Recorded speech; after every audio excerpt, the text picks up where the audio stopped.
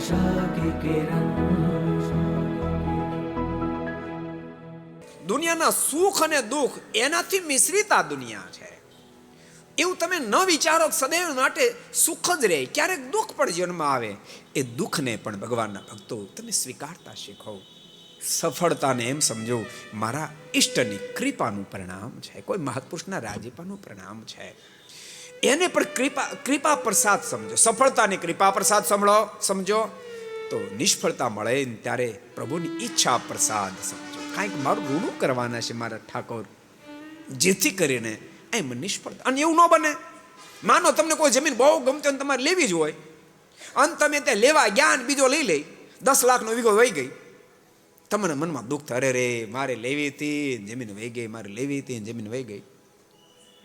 અને 6-12 મહિના થાય એવી મંદિર ટાટે, એવી મંદિર ટાટકે લેનારો તમારી પાસે આવે, મારે વેચી તમને 8 લાખમાં લેવી છે. અને તમે લ્યો તેથી કેટલો આનંદ થાય. જય સ્વામિનારાયણ. એલા 20 વીઘામાં 40 લાખ રૂપિયા બચ્યા, પણ જેથી વહી ગઈ તેથી કેટલા દુઃખી થઈ ગયા હતા, કેટલા દુઃખી થઈ ગયા હતા.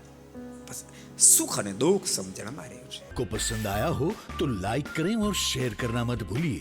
सब्सक्राइब करें सरदार कथा चैनल को और बेल आइकॉन पर क्लिक करना मत भूलिए लेटेस्ट वीडियो सबसे पहले पाने के लिए.